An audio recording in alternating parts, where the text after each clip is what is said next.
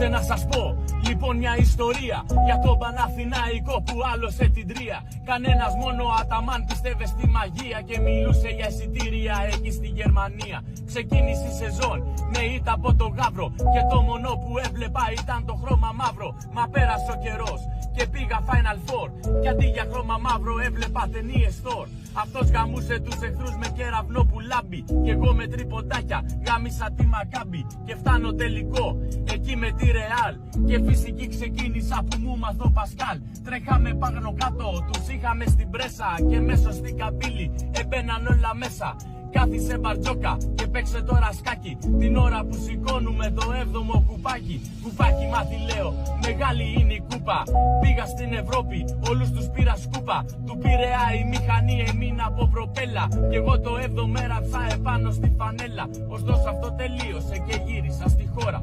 Πρωτάθλημα να πάρετε δεν βλέπατε την ώρα. Τα play-off ξεκίνησαν με σκορ 2-0. Στο σεφ να το σηκώσετε γουστάρατε αλλά δεν. Με κόντρα τον υδρότα και κόντρα τον καιρό, αφού δεν συντηρήσατε το κλιματιστικό. Με κόντρα διαιτησία και τεχνικές ποινές, εμείς σας ξεβρακώσαμε και μείνατε γυμνές. Κάναν πως σου φαίνονται τώρα τα λεφτά που παίρνει ο ηγέτης για να στον ακουμπά. Μίτογλου, Ναν, Λεσό και Μπατσερόφσκι κάθονται και πίνουν μπύρες κατά από ένα κιόσκι. Τζέριαν, Γκραν και εσύ καλά η Τζάκη. Δείχτε στον Μπαρτζόκα πως παίζετε το σκάκι. Αυτό που μάλλον έπαιζε ολόκληρη χρονιά. Μα έστρεψε τον Αταμάν μεγάλο βασιλιά.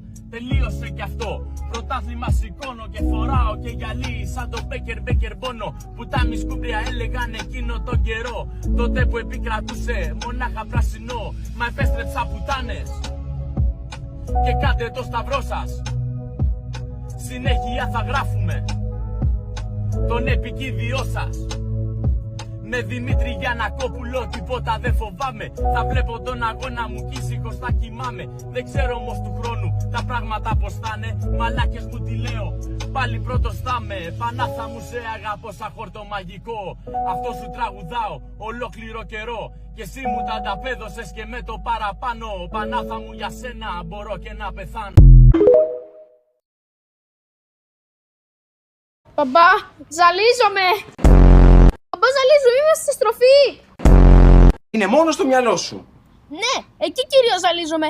Αλλά ζαλίζομαι και λίγο στη κοιλιά. Αγάπη μου, το σιρόπι σου φέρνει υπνηλία. Θα το πιούμε λίγο πριν φύγουμε. Πιες νερό τώρα. Δεν θέλω νερό, δεν μ' αρέσει η γεύση του.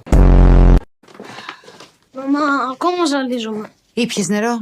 Ναι, ήπια ένα ποτήρι που ήταν μισογεμάτο και από αυτό ήπια 2 γουλιές. Βρε τα σου.